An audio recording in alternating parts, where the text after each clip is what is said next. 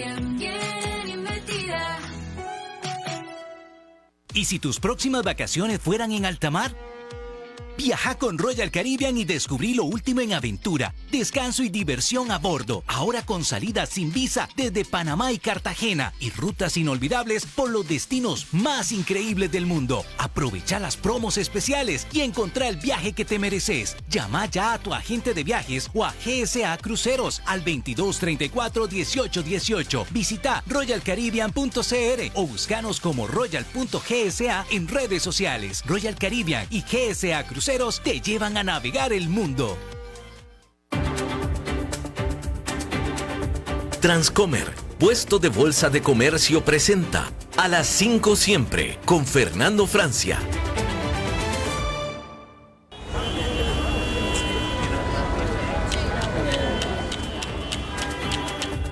A esta hora bajamos el ruido y subimos el entendimiento de lo que importa. Economía, finanzas y realidad internacional. Inicia A las 5 siempre, con la conducción de Fernando Francia, de lunes a viernes a las 5 de la tarde, aquí por CRC 89.1 Radio.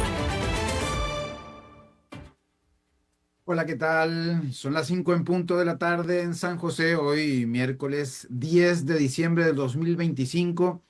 Y esto quiere decir que usted va a estar al tanto de todo lo que importa en el mundo de la economía y las finanzas y también de la actualidad internacional. Transmitimos desde Costa Rica para todo el mundo por la 89.1 FM de Cadena Radial Costarricense y también en streaming. Estamos en Facebook Live, YouTube y ya con el canal en Spotify. Así que pronto estaremos también día a día en esa plataforma. La producción, como siempre, a cargo de Mauricio Sandoval desde Colombia y los controles, pues con el talento técnico de David Guerrero, como siempre también haciendo posible que esto llegue hasta sus oídos. Bien, tenemos un programa con toda la información internacional, en temas económicos, financieros, bursátiles, de negocios. Y bueno, vamos a poner el foco hoy en Ucrania porque, bueno, hay actualizaciones. Hubo un plan de paz inicial de Donald Trump, pero que pues parecía calcado de las peticiones de Rusia y entonces pues Ucrania no lo aceptó, pero ahora parece que ya hay alguna respuesta de parte de Volodymyr Zelensky. Y bueno, vamos a hablar con el analista ucraniano Jesús Agreda Rudenko. Y luego cerramos, claro, como todos los miércoles, con Daniel Hernández y su columna de tecnología. Vamos pues a el panorama, el panorama financiero global. Empezamos con Estados Unidos. Los costos laborales en Estados Unidos subieron un poco menos de lo previsto en el tercer trimestre, reflejando un mercado laboral que se enfría y modera el crecimiento salarial. Y bueno, esto dio pie a que la Reserva Federal recortara las tasas, la tasa eh, a un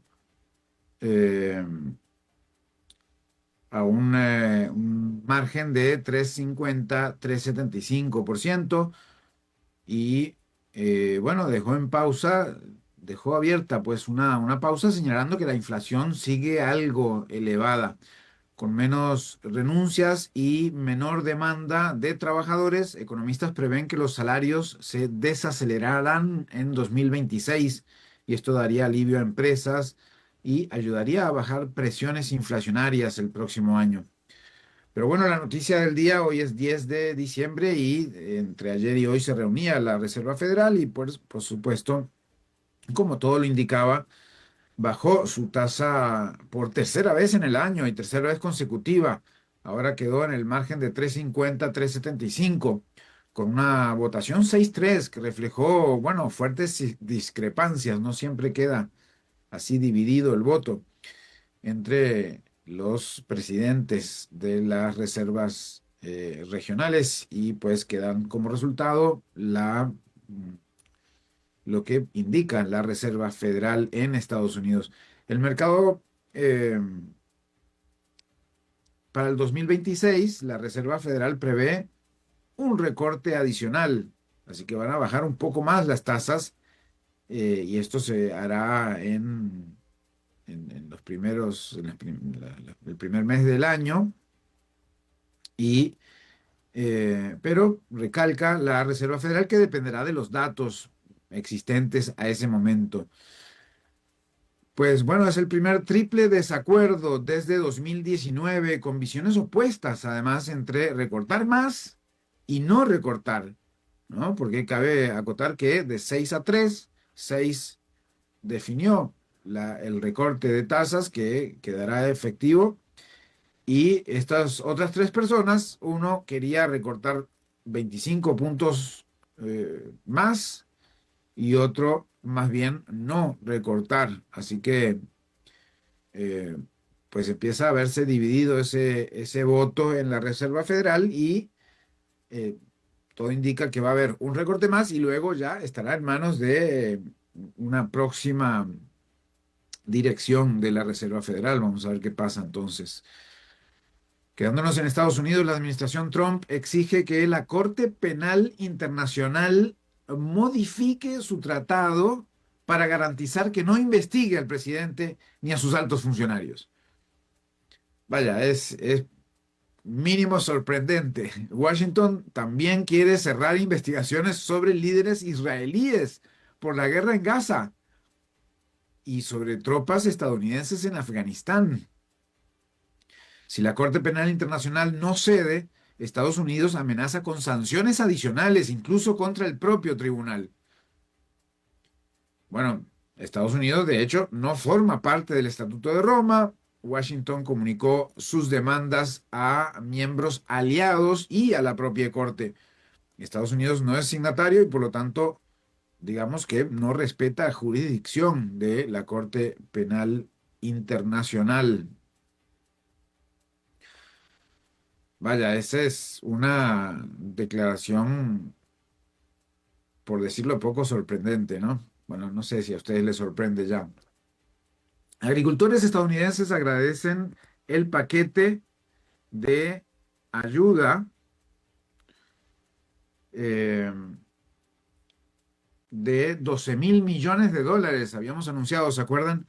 Pero advierten que es insuficiente ante pérdidas mucho mayores. Así que van a querer, pues, algo más. No alcanza con eso.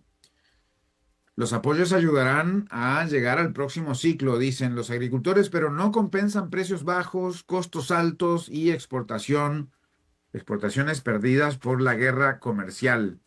Economistas estiman pérdidas entre 35.000 y 44.000 millones de dólares. El alivio temporal no resuelve la fragilidad del sector agrícola, lo ha dicho, eh, lo han dicho las organizaciones de agricultores en Estados Unidos. Bien, en Canadá, el Banco de Canadá mantuvo su tasa en 2,25% y destacó que la economía ha resistido mejor de lo esperado los aranceles de Estados Unidos. Pese a gravámenes de hasta 50% en carros, madera, aluminio y acero, el panorama luce menos negativo que meses atrás. El gobernador Tiff Macklem del Banco de Canadá dijo que el impacto no se ha extendido plenamente al resto de la economía.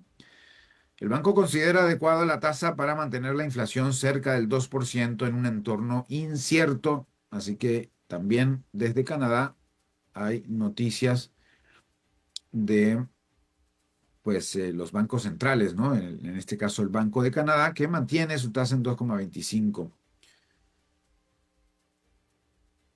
Bien, vamos a Asia, porque empresas chinas expanden, perdón, su presencia en Vietnam.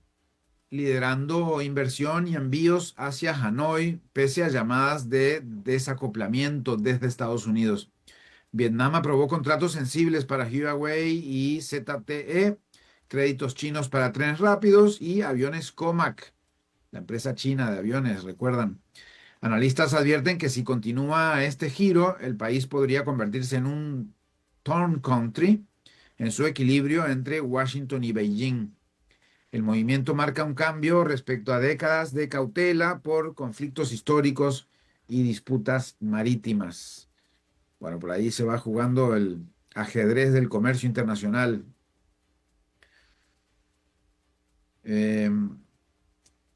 Vamos a África. Una comisión de la Cámara de Estados Unidos discutirá extender por 3 años el AGOA, que venció en septiembre, pero Sudáfrica podría quedar fuera. Las tensiones con la administración Trump crecieron por disputas comerciales y críticas a sus leyes internas.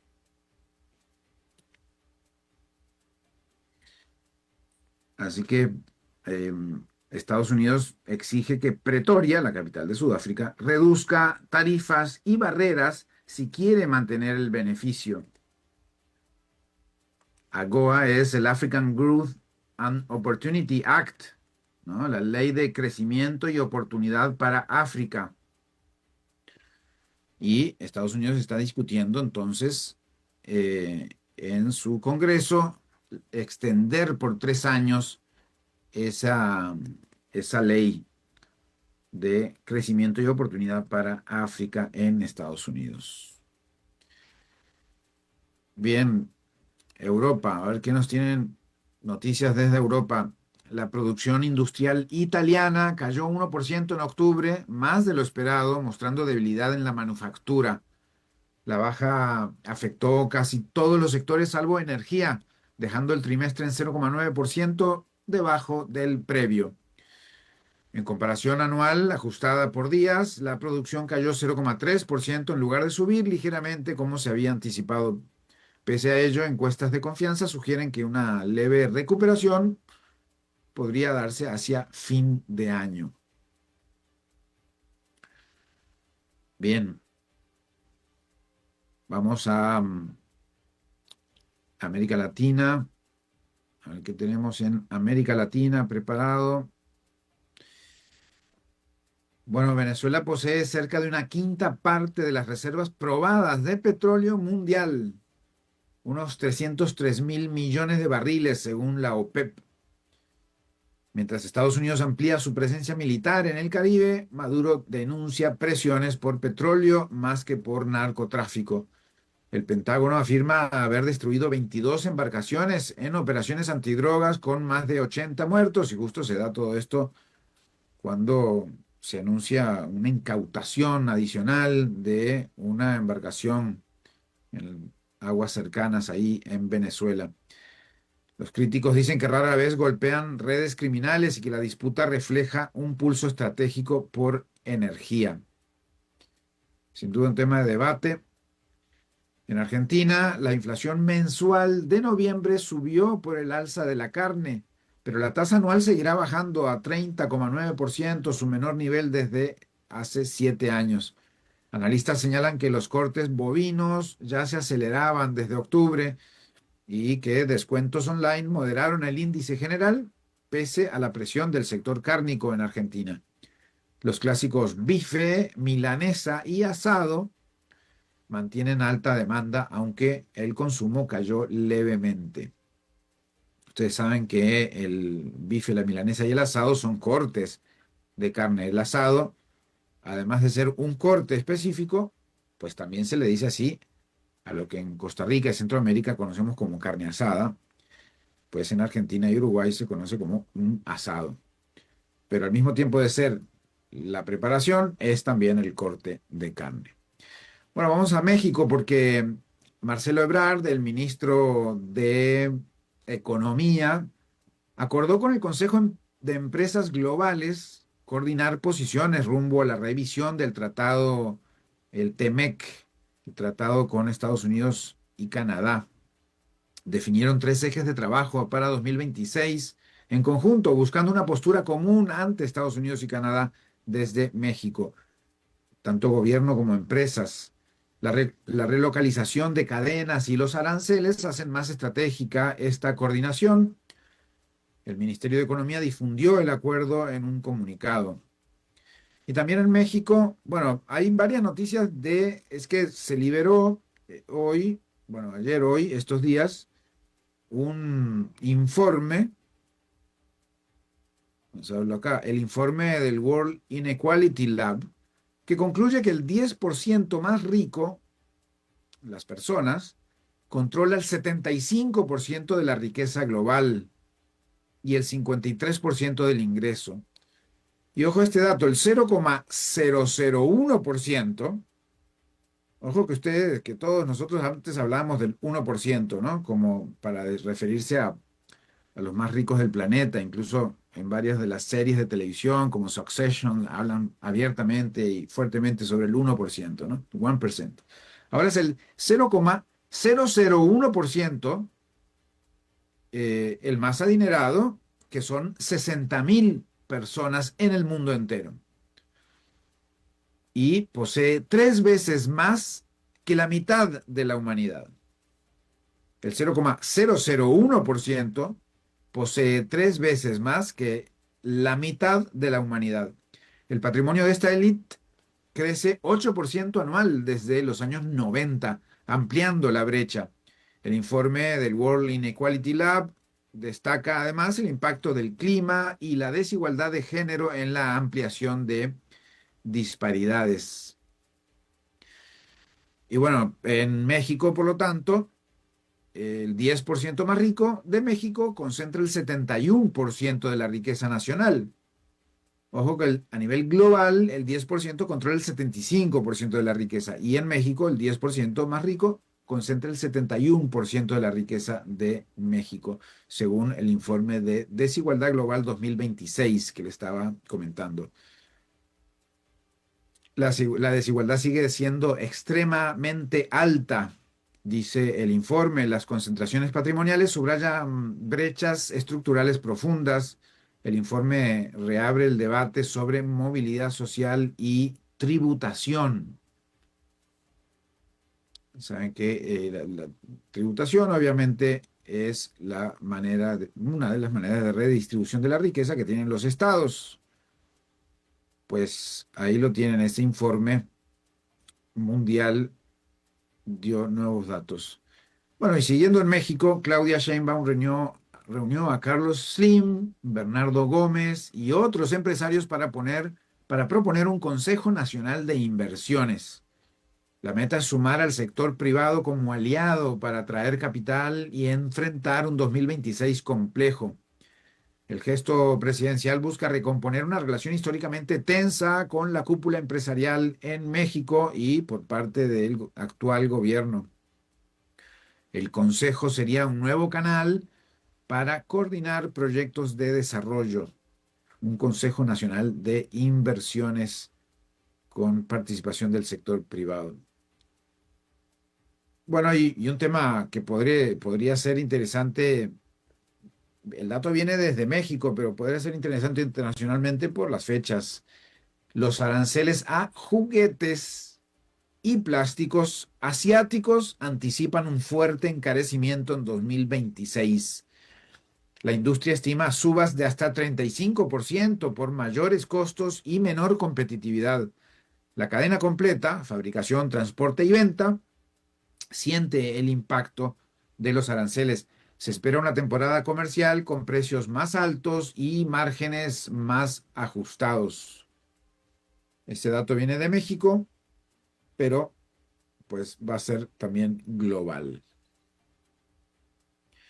Bien, y dada los informes de la Reserva Federal, Wall Street se enciende y pues el Dow Jones salta a 500 puntos y el Standard & Poor's 500 roza su récord. Los mercados de Estados Unidos cerraron con fuerza después de que la Reserva Federal recortara por tercera vez en el año su tasa de referencia en 25 puntos básicos. dejándola en el rango de 3,5 y 3,75.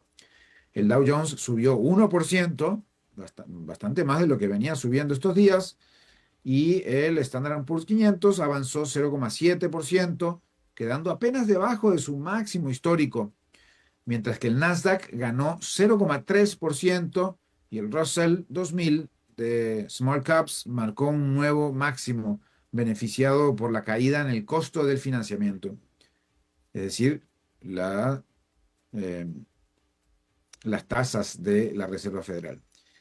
La movida llega después de varias jornadas de rotación, salida parcial de tecnológicas, de alto múltiplo y entrada en bancos y acciones de valor y papeles con dividendo. La votación de la Fed, ya lo dijimos, fue 6-3, mostrando un comité dividido entre quienes querían mantener la tasa, quienes querían un recorte mayor y quienes finalmente, pues, fueron la mayoría con un recorte de 25 puntos básicos. Jerome Powell dejó claro que nadie está pensando en subir tasas, definitivamente. Bueno, uno de los votos sí. No, uno de los votos quiso mantener la tasa tal cual. Es decir, no bajarla. Y atribuyó el reciente exceso de inflación al impacto de una sola vez de los aranceles de la administración Trump, al tiempo que destacó la resiliencia de la economía y el empuje del sector ligado a la inteligencia artificial. En deuda, los rendimientos se mantienen en niveles relativamente contenidos, con el bono a 10 años rondando el 4,2% y el de 30 años cerca de 4,8%, en un mercado que sigue cada palabra de la Reserva Federal en busca de pistas sobre el ritmo de los recortes para el 2026. Ya se empieza a hablar del próximo recorte. Así que, pues, ahí está. En el frente corporativo, los resultados de Oracle serán una prueba clave para el trade de la nube y la inteligencia artificial, seguidos por Broadcom, Costco y Lululemon. General Electric Vernova despegó más de 15% tras anunciar que duplicará su dividendo. En materias primas, el petróleo rebotó más de 1%, luego de que la Guardia Costera de Estados Unidos incautara un buque petrolero sancionado frente a Venezuela. Hecho que reaviva tensiones geopolíticas, como dijimos, y añade volatilidad al mercado energético. El oro mantiene su racha alcista, apoyado en la perspectiva de más recorte de tasas y la búsqueda de refugio, mientras que el mercado cripto muestra tomas de ganancia y algo de fatiga después del rally de los últimos meses. Ahí sigue a la baja. En el tablero se notan muchos números en verde y, como es costumbre, cuando todo está en verde, ¿quién está en rojo? El VIX, que bajó a 15 puntos. Así que eso marca un poco la tranquilidad del sector financiero, ¿no? Ahí lo vemos, 15 puntos, sí, bajó un 6,85%. Imagínense la tranquilidad que dio el recorte de las tasas de interés. El Bitcoin está en 92.299 en este momento. Así que pues está ahí manteniéndose en estos 90.000, un promedio, pero ya bajo respecto a lo que alcanzó en octubre, el pico de 126.000. Con este cuadro, Wall Street cierra la sesión con optimismo moderado. Celebra tasas más bajas, Dow Jones en zona de máximos, pero digiere al mismo tiempo un mensaje de la Fed, de la Reserva Federal, más prudente, y un mercado que empieza a preguntarse si la fiesta de la inteligencia artificial puede seguir al mismo ritmo sin generar burbujas. Este va a ser un debate permanente del 2026, sin duda. Bien, tenemos algunas otras notas para compartir con ustedes. Start Cloud entrena la primera inteligencia artificial en el espacio y acelera la carrera por centros de datos orbitales. La sacaron del estadio, no del estadio, la sacaron del planeta. La startup Start Cloud, respaldada por Nvidia, no se crean que es una empresa pequeñita, logró operar por primera vez un modelo de lenguaje grande, LLM, Large Language Model, desde el espacio. Un LLM es un sistema capaz de generar y analizar texto complejo. Su satélite StarCloud-1 lleva una GPU NVIDIA H100, la más potente jamás enviada a órbita, y ya ejecuta Gemma, el modelo abierto de Google. El propio satélite envió un mensaje humorístico a la Tierra, inaugurando la era de la computación orbital. Vaya, computación orbital. StarCloud sostiene que los centros de datos en el espacio podrían resolver la crisis energética de los data centers terrestres gracias a energía solar continua y costos 10 veces menores. Oigan ustedes, la computación orbital podría resolver la crisis energética de los data centers y además ser más baratos. La empresa también entrenó NanoGPT, derivado del trabajo de Andrei Karpathy, usando obras de Shakespeare. Google DeepMind celebró el experimento como prueba de la robustez de los modelos abiertos. La compañía prevé un centro de datos orbital de 5 gigavatios, más potente que cualquier planta eléctrica en Estados Unidos, y ya procesa imágenes de Capella Space para detectar incendios o embarcaciones. El satélite incluso describe su posición y sensaciones. En 2026 lanzará un sistema con más GPUs H100, los de NVIDIA, y una plataforma para que clientes ejecuten inteligencia artificial desde el espacio. Bueno, no los clientes en el espacio necesariamente, sino los clientes en la Tierra ejecutando la inteligencia artificial desde el espacio. O las dos cosas. Pero bueno, persisten riesgos. La radiación, la basura espacial, mantenimiento complicado llegar allá a darle mantenimiento a estos aparatos y, bueno, desafíos regulatorios. A ver ahí los desafíos regulatorios, interesante, cómo se va a regular ese uso del espacio. Aún así, la carrera continúa con iniciativas de Google, Lone Star, Aetherflux y movimientos exploratorios de Sam Altman. Ejecutar IA desde el espacio resuelve cuellos críticos en la Tierra, dijo el CEO Philip Johnston. Vimos un mundo azul y verde. Mantenerlo así es nuestra responsabilidad. Vaya, muy interesante, pues estos avances. Greetings, Earthlings, fue lo que dijo la IA de StarCloud desde el espacio. Saludos terrícolas. Muy bien, bueno, y con esto vamos a una pausa y luego volvemos con nuestra entrevista de esta tarde.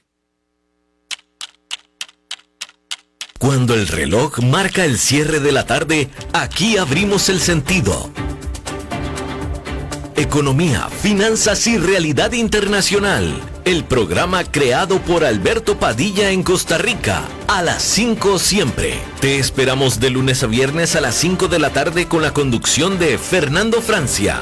Aquí, por CRC 89.1 Radio. Cuando vos estás bien, todo a tu alrededor mejora. Tu familia, tus amigos, tus planes, tu tranquilidad. Eso es tener una vida bien invertida. Comenzá a invertir en Transcomer.com. Expertos en inversiones inmobiliarias desde hace más de 20 años. Transcomer, una vida Bien, bien, bien, bien invertida.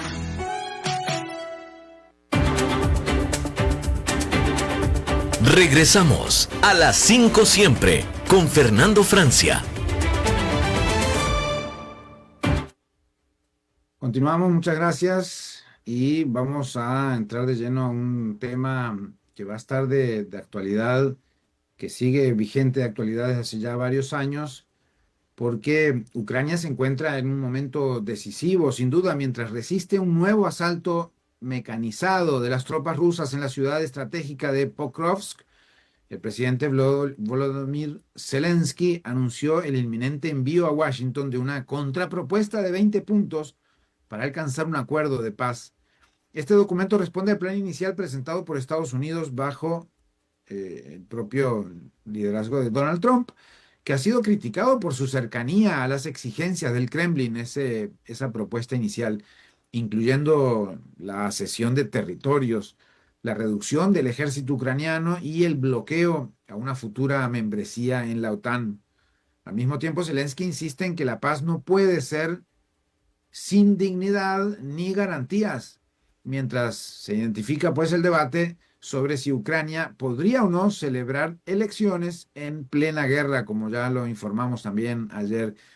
Todo esto ocurre en un tablero regional cada vez más complejo, con China reforzando su vínculo militar con Rusia y una creciente presión diplomática por parte de Estados Unidos y Europa para frenar el conflicto.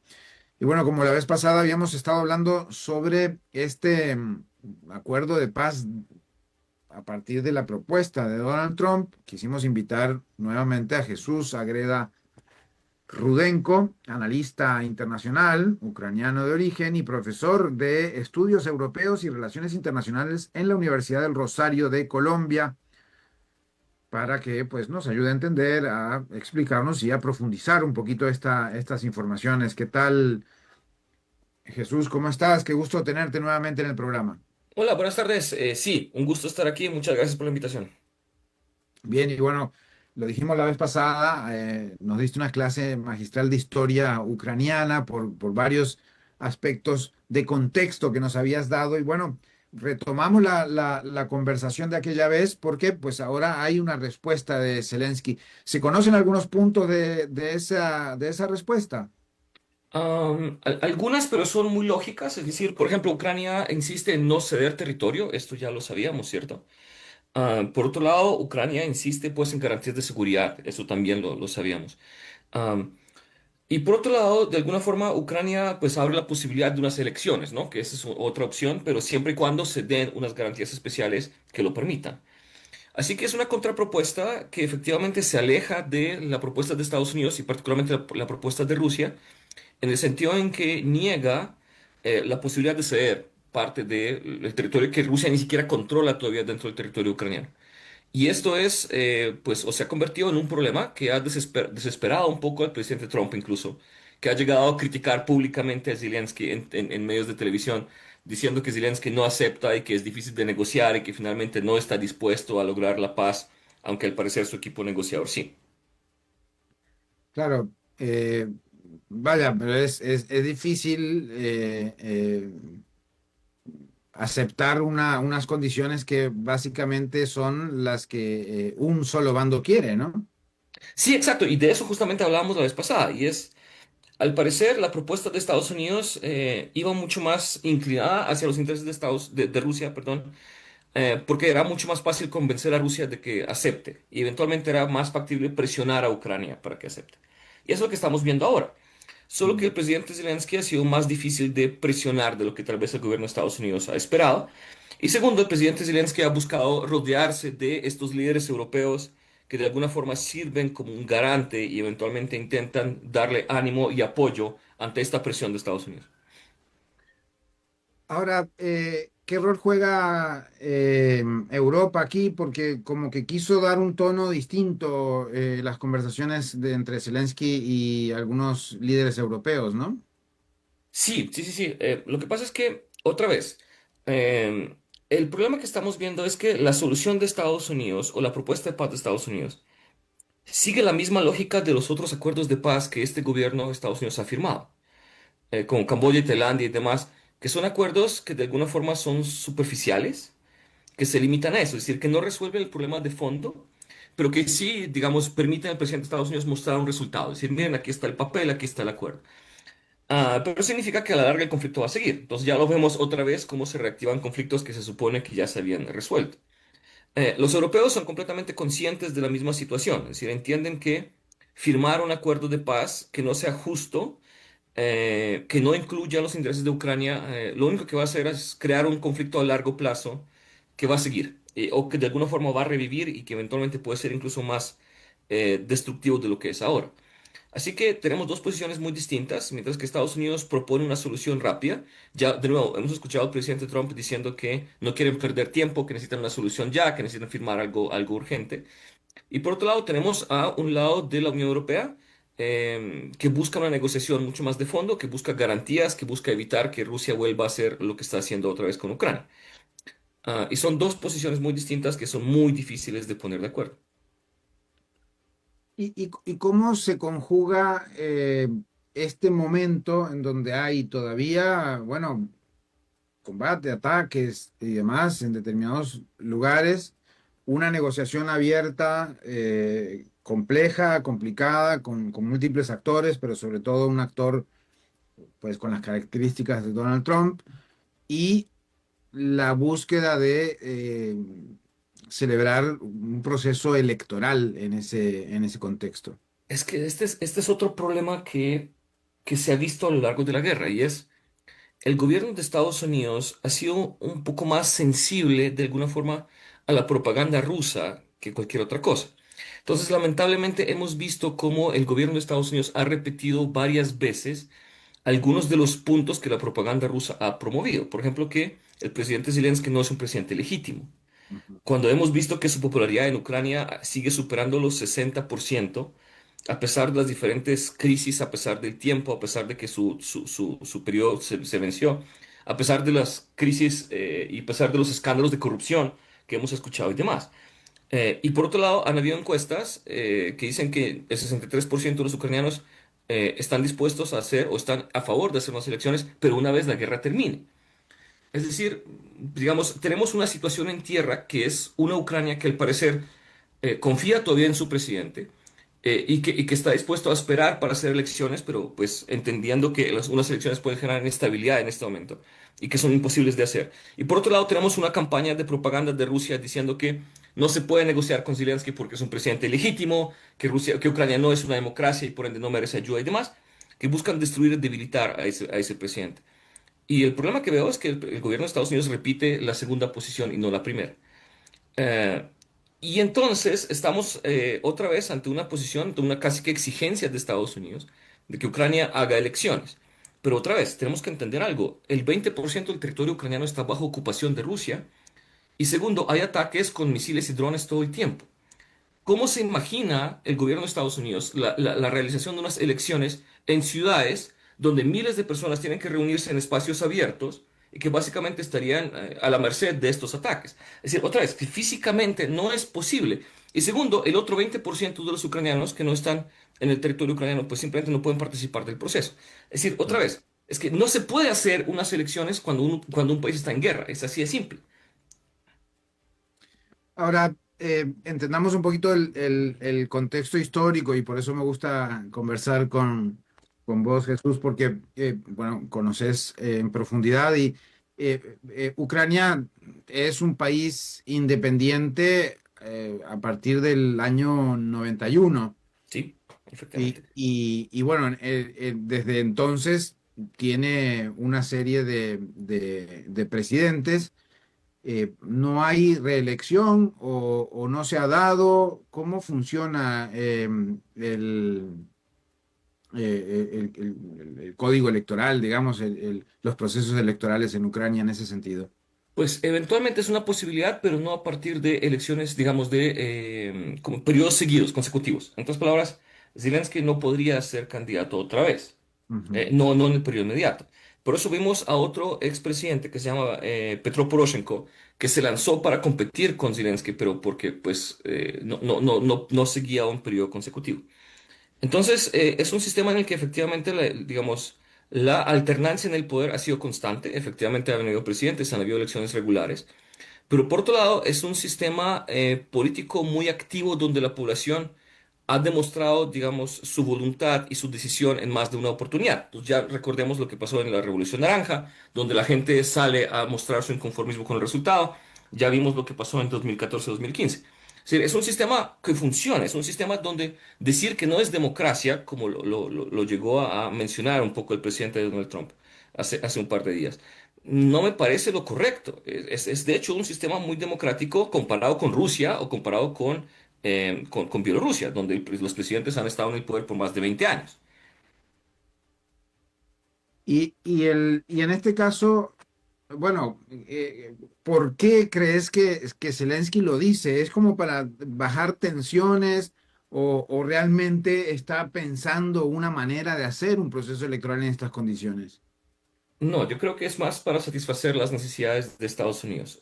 Otra vez, es que la imagen de la reunión entre Zelensky, el presidente Trump y el vicepresidente J.D. Vance, creo que no se le quita de la cabeza nunca. Yo creo que él tiene pesadillas con ese momento, donde efectivamente, digamos, es atacado por estos dos líderes, donde hay una exigencia constante de disculparse y agradecer y demás. Y por eso vemos que casi todas sus intervenciones comienzan con un agradecimiento a Estados Unidos. Desde entonces de alguna forma se ha tomado esa costumbre. Y de nuevo, ya que aparece la retórica diciendo que efectivamente pues Ucrania no es una democracia y Ucrania, digamos, tiene que hacer elecciones, el presidente dice, listo, de acuerdo, yo estoy dispuesto a salir del poder, es decir, esto no estoy atornillado aquí de ninguna manera. Esto es una democracia y si la gente quiere sacarme, me va a poder sacar a través de unas elecciones, pero hay que crear unas condiciones para hacer esas elecciones. Pero fuera de ese discurso, efectivamente, no veo ninguna condición para que esas elecciones se den. Así que yo veo más un discurso por satisfacer de alguna forma estas pretensiones del gobierno de Estados Unidos, por calmar de pronto un poco esta posible, digamos, escalada en esa dirección. Pero no creo que sea viable hacer unas elecciones. No es posible. Ahora, de alguna manera puede estar diciendo, digamos, tirando una línea de, bueno, si vamos con este plan o con estos puntos que yo estoy planteando, pues vamos también con las elecciones porque vamos a acabar con la guerra. Entonces, como que los procesos pueden irse desarrollando en paralelo si es que se da algún tipo de resolución de este conflicto, de la invasión y del conflicto que mantiene pues a Ucrania desde ya, ¿cuántos años tenemos? Vamos a cumplir 4. Sí, sí, sí, sí, ya vamos para 4 años. Ah, yo creo que la verdad el gobierno ucraniano y particularmente Zelensky busca una solución real. Es decir, yo creo que estamos ante un gobierno que realmente busca un acuerdo de paz. Es decir, no creo que el gobierno ucraniano esté, digamos, intencionalmente buscando la guerra. El que lo hace es Rusia. Ah, pero otra vez, pero es que las condiciones de la paz tienen que garantizar de alguna forma la supervivencia misma del Estado ucraniano a futuro. Si no es viable. Entonces, vemos a un gobierno que, otra vez, está navegando aguas muy peligrosas, porque ya conocemos un poco pues, lo impredecible que es el gobierno de Estados Unidos en este momento. Y por otro lado, ya sabemos que el apoyo económico también va a agotarse en algún momento. Ya sabemos que las vidas humanas en Ucrania también son extremadamente costosas. Y todo eso obliga al presidente a buscar una solución. Pero otra vez, él no puede renunciar completamente a la soberanía de su Estado. Él no puede renunciar a su territorio. Ah, y segundo, creo que también hay un desgaste político del mismo presidente. Otra vez, estamos ante una persona que ha vivido un estrés constante los últimos casi 4 años y que también creo que está pensando en dejar el poder y está necesariamente pensando en un futuro para su país sin que él sea el presidente. Pero otra vez, pero para llegar a eso hay que dar unos pasos que todavía no se han podido materializar. Sí. Ahora, ¿habría alguna posibilidad? Es decir, ¿tiene él un liderazgo ya dijiste que tiene pues amplia popularidad y bueno, se entiende que cuando hay enemigos comunes, Mm. pues, quien lidere esos procesos tendrá esa simpatía, obviamente. Pero ¿tiene algún liderazgo estratégico más allá de la representación? Es decir, un presidente sabemos que tiene muchas funciones, pero no necesariamente la de conducir, por ejemplo, estratégicamente una fuerza armada, aunque sea su principal dirigente y representante, pero Sí, sí, sí. eh, Sí, pero por esa misma razón, la elección que él ha hecho digamos, de los líderes militares particularmente, es esencial. De hecho, el punto es que si hubiera elecciones el día de mañana, el primer general que él nombró para la defensa ucraniana, de apellido Zaluzhny, ese sería el candidato que ganaría las elecciones ujú, que eventualmente él lo reemplazó Pero eventualmente, otra vez, esta persona sigue teniendo un papel importante en el gobierno ucraniano, ahora como embajador en Reino Unido. Pero otra vez, él se ha rodeado de profesionales que son los que han garantizado de alguna forma la supervivencia del Estado. Es decir, otra vez, no es una persona que dirija directamente la guerra. Es una Ujú. persona que ha sido capaz de seleccionar un staff suficientemente técnico y suficientemente especializado como para poder defender. Entonces está él, está el jefe de la inteligencia ucraniana. Es decir, son varias figuras que son muy populares, que incluso han llegado a opacar en algunos momentos al presidente. Pero otra vez, no es una, yo creo que la ventaja que tiene Ucrania es que no es una competencia por quién brille más, es competencia de cómo sobrevivimos frente a esta amenaza o este enemigo común, como ya lo mencionaba muy bien. Claro. Eh, Así que sí, efectivamente, él tiene liderazgo político, es este símbolo de resistencia nacional, pero por otro lado, otra vez, él no es el que dirige la guerra, hay otras personas que cumplen esa función y que lo hacen muy bien. Bien, vamos llegando al final, Jesús. Estamos hablando con Jesús Ágreda Rudenko, analista internacional y ucraniano. Y para cerrar ya en 30 segundos, Jesús, no ves que haya una solución antes del fin de año, ¿no? Esto está ya muy complicado porque la negociación no va a dar esa rapidez, ¿no? No, no, no, no. Otra vez, espero que no se agrave, que eso es lo que me preocupa un poco más. Sí, digamos, es imposible que logre la paz, pero espero que la situación para Ucrania no se agrave. Ujú. Porque lo que podría pasar es que Estados Unidos retire su apoyo. Ya lo vimos como la estrategia nacional, ¿cierto?, de Estados Unidos busca reenfocar la atención de Estados Unidos mucho más hacia nuestra región, ¿cierto?, hacia América Latina y, ¿por qué no, de alguna forma, Taiwán? Pero sí, espero que las cosas no empeoren, pero no, la posibilidad de paz está todavía muy, muy lejos. Bueno, pues muchas gracias por estas actualizaciones, estos conceptos y la información que nos acercas, Jesús. Muchas gracias por la invitación, como siempre es un gusto. Pura vida era Jesús Agreda Rudenko, desde Colombia. Él es profesor de estudios europeos y relaciones internacionales en la Universidad de Rosario de Colombia y pues hablábamos obviamente del tema del conflicto en Ucrania. Bien, y bueno, es miércoles, ¿verdad? Este diciembre me tiene un poco con los días trastocados, pero no, es miércoles porque está ya Daniel Hernández con nosotros y bueno, pues adelante Daniel con tu columna de hoy. Hola, hola Fernando, y definitivamente ya se sienten los aires y los vientos navideños y como que poco a poco vamos cambiando el ritmo, ¿no? Bueno, hoy, perdón, y le pido disculpas infinitas a la audiencia, porque yo todas las semanas trato de traer un tema que sea radicalmente distinto del de la semana anterior, siempre dentro del marco de inteligencia artificial, de tecnología y ciencia, pero esta vez la vida me dio un ejemplo que no pude contenerme, o sea, no hay otra forma que hacerlo.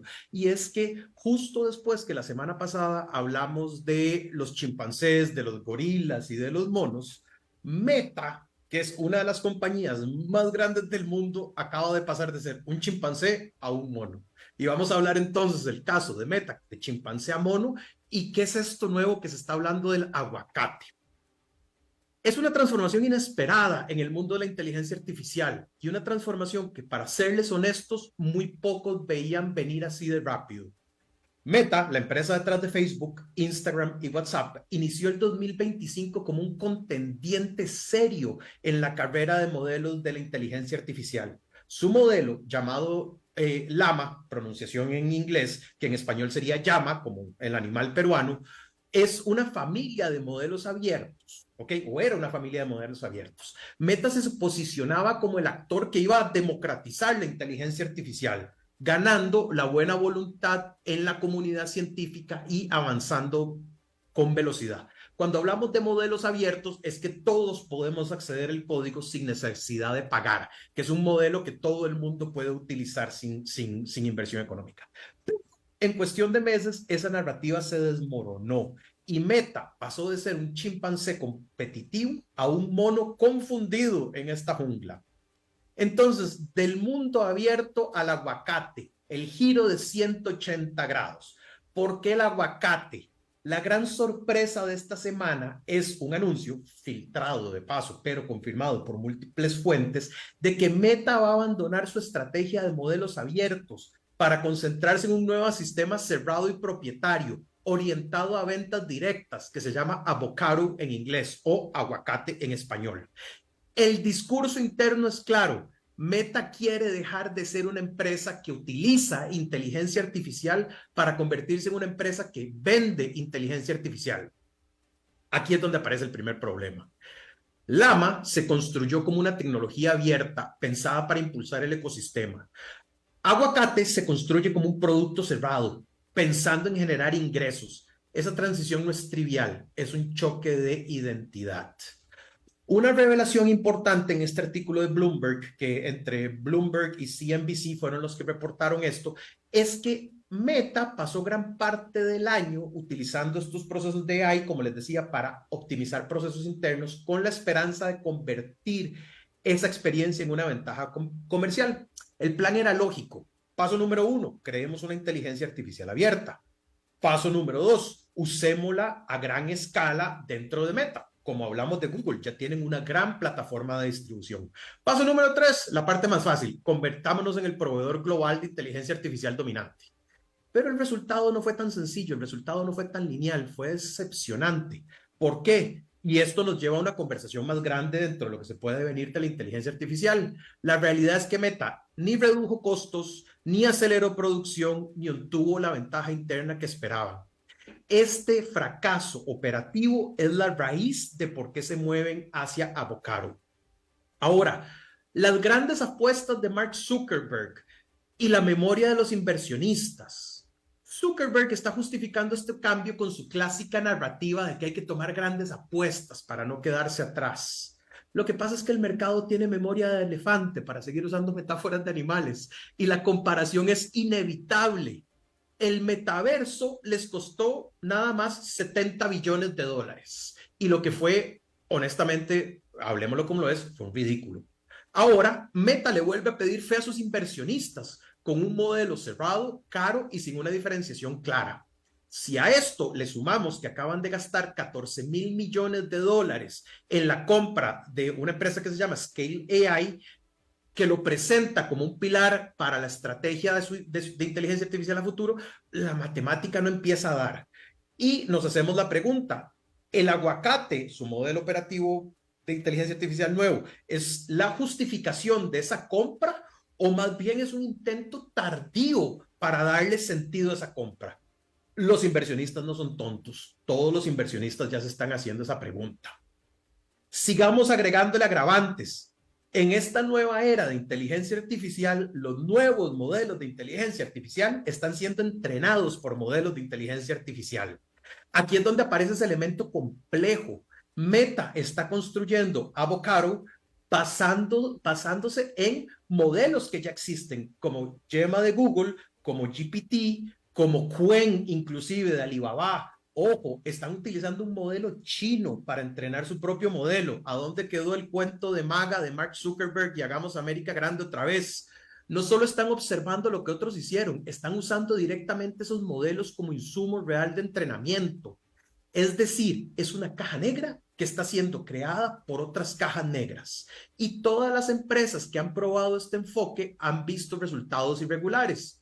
¿Ganan eficiencia? Sí. ¿Pierden calidad? Mucha. Pierden coherencia increíblemente y tienen comportamientos inesperados que son casi imposibles de rastrear y corregir. Entonces, Meta no solo está entrando en este territorio incierto, está apostando su nueva estrategia de inteligencia artificial en esto. Para ir finalizando, Fernando, la confianza no es como una serie de Netflix que tiene segunda temporada. La historia de Meta y Avocado no es solo un cambio profundo de estrategia empresarial, es un recordatorio bien incómodo de algo que está ahí subyacente, que es más profundo, que es cuando una compañía no logra convertirse en líder por mérito técnico, intenta hacerlo por control. Volvamos a la analogía de los monos, los chimpancés y los gorilas. Llama representaba su visión de apertura, Avocado representa encierro. Y Meta está apostando a que nadie lo note, o peor aún, que a nadie le importe. Pero aquí está la ironía final. Durante años, Meta intentó reconstruir su reputación prometiendo transparencia y responsabilidad. Mi opinión personal es, Meta es probablemente de las empresas del Big Tech que tiene el compás moral más desalineado de todas. Y ahora, cuando la inteligencia artificial exige lo contrario, exige esta apertura, exige esta transparencia, ellos están decidiendo cerrar procesos, concentrar poder, lanzar un modelo opaco, costoso y estratégicamente desesperado. La pregunta no es si Avocado va a funcionar tecnológicamente. La pregunta es si Meta puede recuperar la credibilidad necesaria para que alguien confíe en lo que produce. Yo no sé ustedes. Yo no quiero mis datos en las manos y no quiero mi uso de inteligencia artificial en las manos de la empresa que nos trajo éxitos como Cambridge Analytica, como manipulación de elecciones en Filipinas, como todo lo que ya sabemos que Meta hizo. Porque al final, en un mercado que avanza a velocidad de vértigo, las empresas pueden equivocarse muchas veces, pero cuando la confianza se pierde, no tiene segunda temporada. Muchísimas gracias, Fernando. Tal cual, Daniel, y vaya, pero al final a estas empresas lo que les interesa son los accionistas y las acciones. Subió cuando dijo, me desprendo de esta cosa de lo que quería ser el metaverso. ¿Qué va a pasar ahora cuando anuncia este tipo de cambios, no? Subió cuando anunciaron el metaverso, pero esas son reacciones temporales del mercado que usualmente se corrigen si es una sobrereacción. Con el metaverso empezó con mucho impulso, poco a poco fue perdiendo tracción y el hueco de 70 billones de dólares no se lo brincó ningún inversionista. No perdamos de vista, Meta produce algo así como 160 billones de dólares en efectivo. No es que van a quebrar de un año para el otro, siguen siendo una de las empresas más grandes de publicidad digital del mundo porque ese es el centro de su negocio. Pero seguir errando, seguir fallando tan consistentemente, seguir con una visión de desarrollo tan equívoca como la que han llevado, sí los está metiendo en problemas. Así es, así es. Bueno, te invito a que el miércoles que viene adelantes un poquito tu horario y conversemos un poco en la perspectiva qué año tuvimos y qué año tendremos respecto a todos estos temas que manejas, ¿te parece? Anotadísimo en agenda y espero que la audiencia nos acompañe. Ahí va. Nos vemos pues el próximo miércoles para cerrar el año con vos. Un abrazo, Daniel, muchas gracias. Un abrazo. Y así, amigos, hemos llegado al final. Gracias por esta tarde que compartimos y donde nos informamos de cómo está el mundo en temas económicos, financieros y geopolíticos. Producción de Mauricio Sandoval en Bogotá. Controles de David Guerrero en San José. Y pues yo me despido y nos vemos en 23 horas. A las 5 siempre con Fernando Francia fue presentado por Transcomer, puesto de bolsa de comercio.